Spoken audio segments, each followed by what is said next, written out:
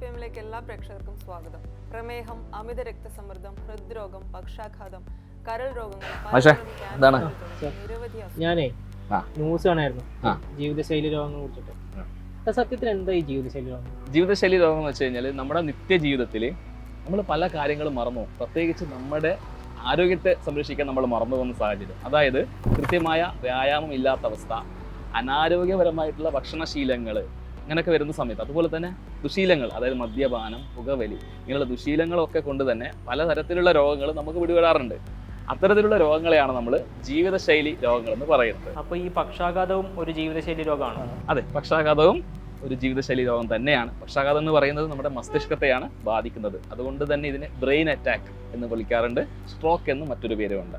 അതായത് യഥാർത്ഥത്തിൽ നമ്മുടെ മസ്തിഷ്ക കലകളിലേക്ക് കൃത്യമായി രക്തം പ്രവഹിക്കാത്ത സാഹചര്യത്തിലാണ് ഈ ഒരു അസുഖം, സ്ട്രോക്ക് എന്ന് പറയുന്ന അസുഖം ഉണ്ടാകുന്നത്. അതായത് കൃത്യമായി നമ്മുടെ മസ്തിഷ്ക കോശങ്ങൾക്ക് ഓക്സിജനും ഗ്ലൂക്കോസും ഒന്നും കിട്ടാത്തൊരവസ്ഥ.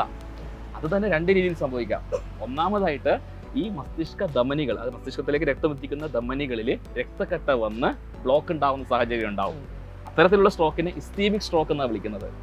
രണ്ടാമത്തെ സാഹചര്യം എന്ന് വെച്ച് കഴിഞ്ഞാൽ ഇതേ മസ്തിഷ്ക ധമനികൾ മസ്തിഷ്കത്തിലേക്ക് പൊട്ടിപ്പോകുന്ന സമയത്ത് അവിടെ ആന്തര രക്തസ്രാവം ഉണ്ടാവും. അങ്ങനെ പല കോശങ്ങളും അവിടെ നശിച്ചു പോകും. അങ്ങനെ ഉണ്ടാകുന്ന സ്ട്രോക്കാണ് ഹെമറാജിക് സ്ട്രോക്ക്. രണ്ട് തരത്തിൽ പ്രധാനമായും സ്ട്രോക്ക് സംഭവിക്കുന്നുണ്ട്. സ്ട്രോക്ക് സംഭവിച്ചാലുള്ള പ്രത്യേകത ഈ മസ്തിഷ്ക കലകൾ അല്ലെങ്കിൽ നമ്മുടെ കോശങ്ങൾ നശിച്ചു പോകും. പിന്നെ ശ്രദ്ധിക്കേണ്ട മറ്റൊരു വസ്തുത, ഇങ്ങനെ സ്ട്രോക്ക് വന്നു കഴിഞ്ഞിട്ടുണ്ടെങ്കിൽ ഉടനെ തന്നെ അവരെന്ത് ചെയ്യണം, ഡോക്ടറെ അടുത്തേക്ക് എത്തിക്കണം എന്നുള്ളത് തന്നെ ഏറ്റവും പ്രധാനമായും ചെയ്യേണ്ട കാര്യം. കാരണം മസ്തിഷ്ക കോശങ്ങൾക്ക് നാശം സംഭവിച്ചു കഴിഞ്ഞാൽ പിന്നീട് ഇതിനെ പുനർജീവിപ്പിക്കുക എന്നുള്ളത് ബുദ്ധിമുട്ടാണ്. അപ്പോൾ സമയം വൈകുന്നതനുസരിച്ചിട്ട് എന്ത് ചെയ്യും, റിസ്ക്കും കൂടുതലായിരിക്കും. അപ്പോൾ ഈ ശരീരം തളർന്നു പോകുന്നത് മാത്രമാണ് ഈ പക്ഷാഘാതത്തിന്റെ ലക്ഷണമായിട്ട് വരുന്നത്?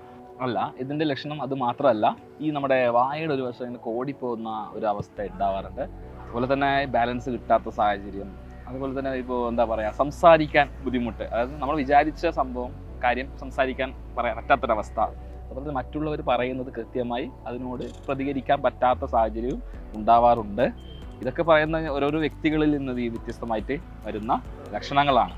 പിന്നെ പറയാനുള്ള മറ്റൊരു വസ്തുത എന്ന് വെച്ച് കഴിഞ്ഞാൽ ഈ സ്ട്രോക്ക് ആദ്യം ലഘുലക്ഷണമായി ചില ആൾക്കാരിൽ വരും. അതായത് മിനിറ്റുകൾ അല്ലെങ്കിൽ മണിക്കൂർ മാത്രം ഈ സ്ട്രോക്കിൻ്റെ ലക്ഷണം ഉണ്ടാവും. എന്നിട്ട് അതിനുശേഷം പൂർണ്ണമായും ഭേദമാവും.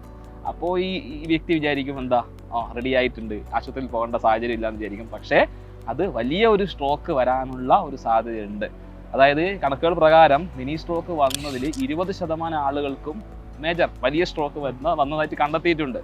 അപ്പോൾ പറയാനുള്ളൊരു കാര്യം എന്താ, ചെറിയ സ്ട്രോക്ക് വന്നു കഴിഞ്ഞാൽ നമ്മൾ എന്ത് ചെയ്യണം, മെഡിക്കൽ അറ്റൻഷൻ തേടുക തന്നെ ചെയ്യണം. അപ്പോൾ നമ്മൾ ഈ പക്ഷാഘാതം വരാതിരിക്കാൻ എന്തൊക്കെയാണ് ശ്രദ്ധിക്കേണ്ടത്? അതായത് ജീവിതശൈലി മെച്ചപ്പെടുത്തണം. അതായത് വ്യായാമത്തിന് നമ്മൾ സമയം കണ്ടെത്തുക തന്നെ ചെയ്യണം. അതുപോലെ തന്നെ ആരോഗ്യപരമായിട്ടുള്ള ഭക്ഷണം നമ്മൾ ശീലമാക്കണം. ഇത്തരം കാര്യങ്ങൾ ചെയ്താൽ തന്നെ നമുക്ക് ഒരു പരിധി വരെ ഇത്തരത്തിലുള്ള ജീവിതശൈലി രോഗങ്ങളെ തടയാൻ പറ്റും.